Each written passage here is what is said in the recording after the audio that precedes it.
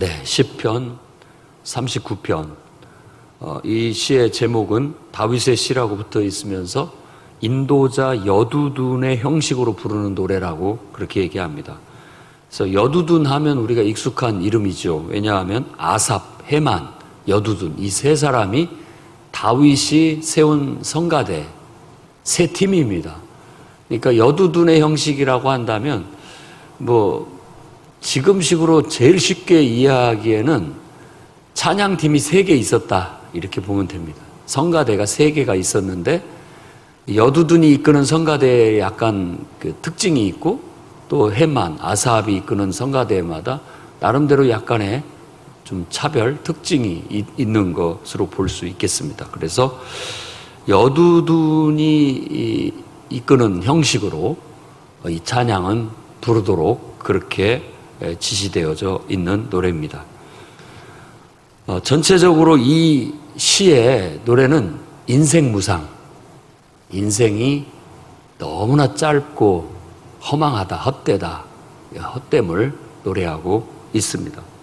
근데 이제 시작은 왜 이런 인생의 무상함을 노래하게 되었는지에 대해서 1절에서 3절 얘기하는데, 내가 말하기를 나의 행위를 조심하여 내 혀로 범죄하지 아니하리니 악인이 내 앞에 있을 때 내가 내 입에 재갈을 먹이리라 하였도다.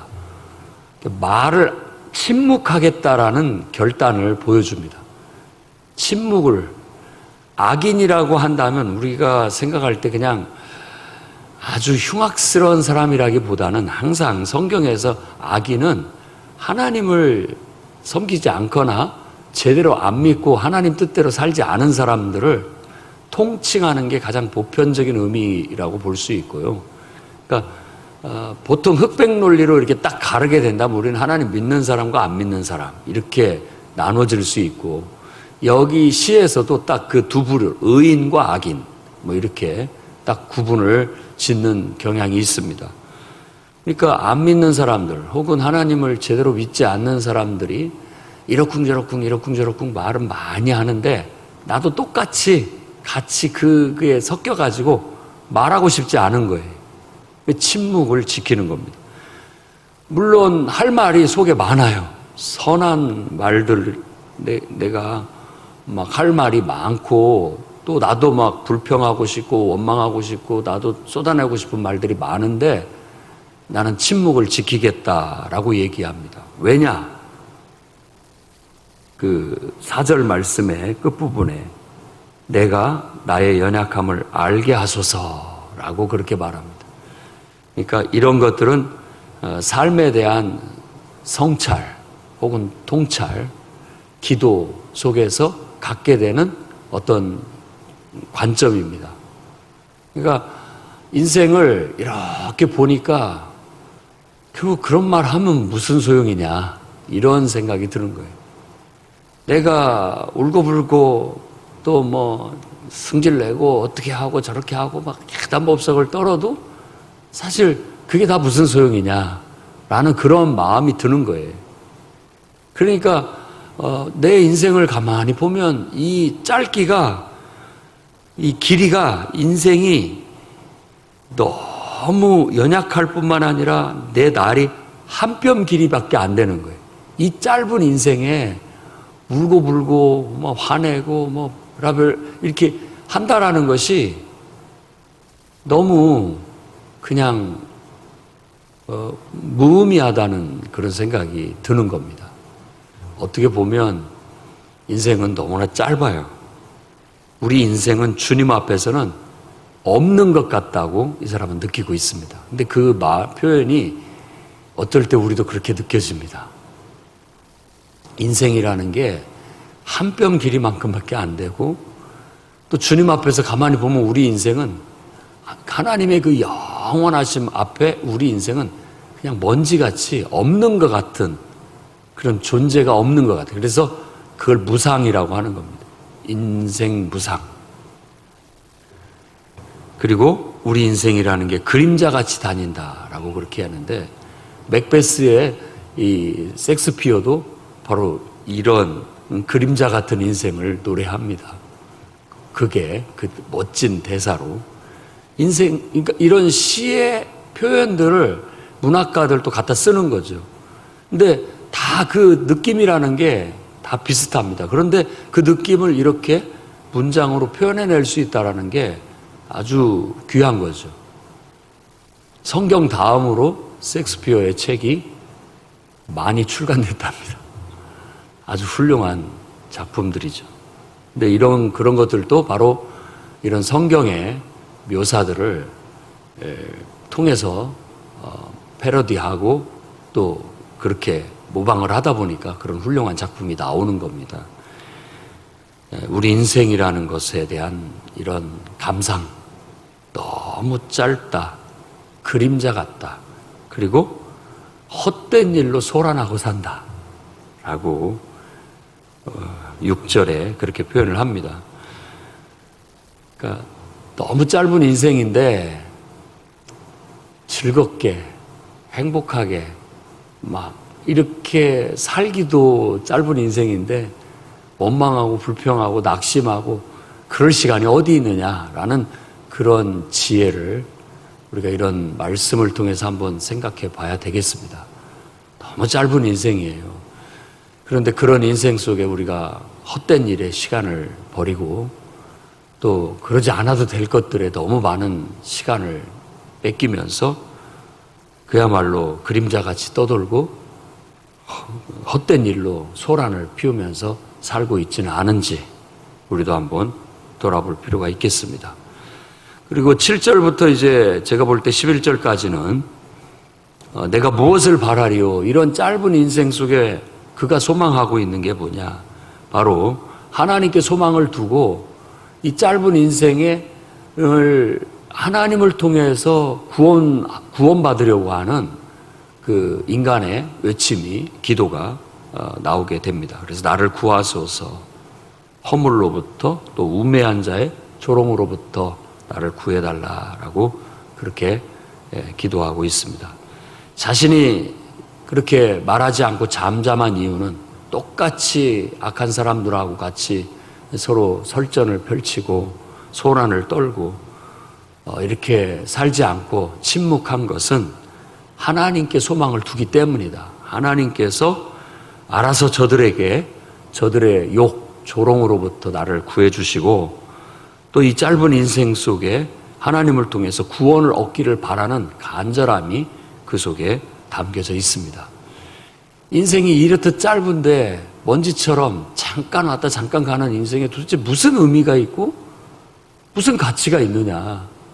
그래서 그냥 짧다는 것을 공통으로 느끼지만 영원하신 하나님에 대한 하나님을 통한 구원을 경험하지 못한 사람들은 인생 뭐 있느냐, 놀자, 먹고 놀자, 그게 최고다 이렇게 생각을 하게 마련인 겁니다. 그러나 이제 하나님이라는 영원한 존재 속에 우리가 숨게 되면, 그러니까 유한한 인간이 하나님과 이렇게 연합되게 됐을 때 하나님 안에서 똑같이 하나님처럼 영원함을 느낍니다. 그런 게 이제 구원의 체험이라고 할 수 있죠.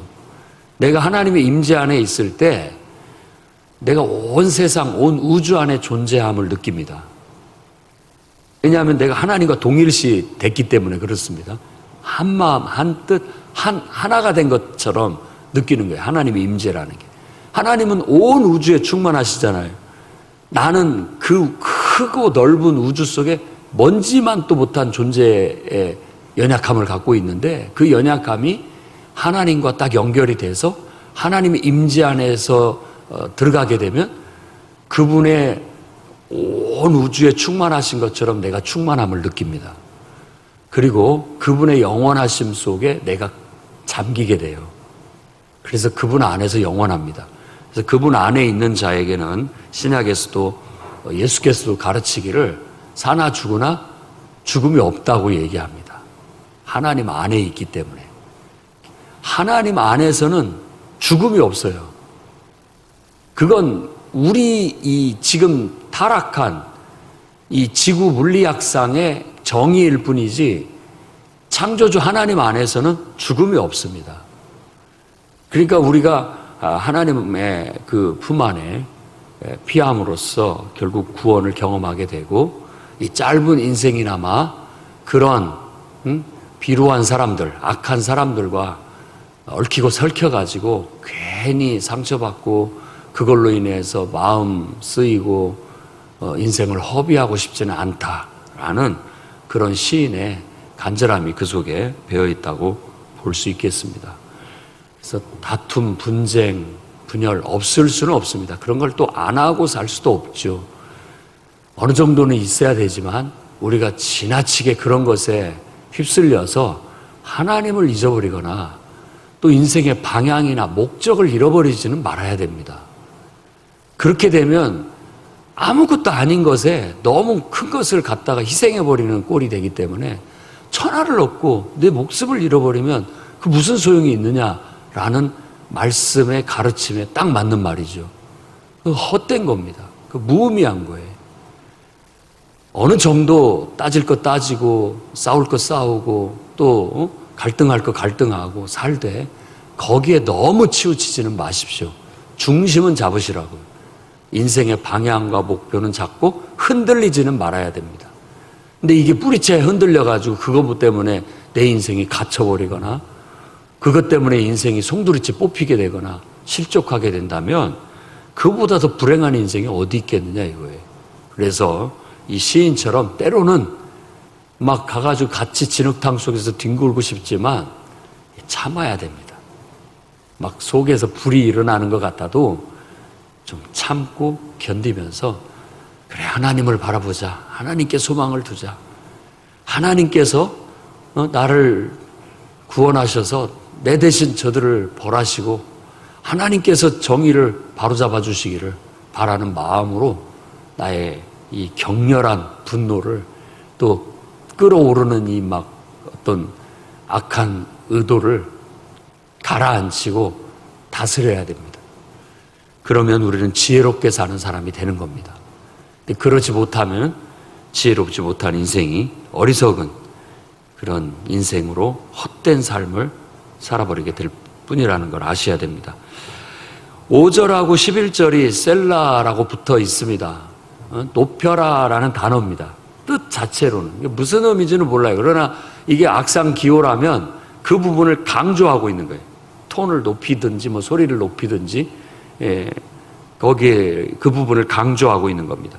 5절도 그런 내 날의 한 뼘 길이만큼 나의 인생 주 앞에서 없는 것 같다. 그림자같이 다니고 헛된 일로 내가 소란을 핀다라는 그런 표현들이 나오고 11절도 죄악을 책망하사 소멸하게 하시니 인생은 모두 헛될 뿐이다 라고 그렇게 얘기합니다.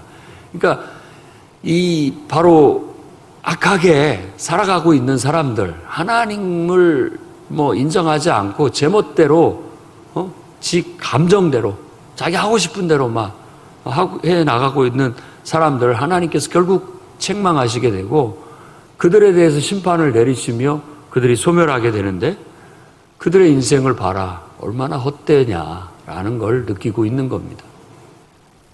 예를 들어 술 중독에 빠져서 인생을 사는 인생들, 그러다가 어떻게 뭐 간이 망가지고 해서 죽음을 앞두고 죽어가는 그런 인생을 봤을 때 여러분 무엇을 느낍니까?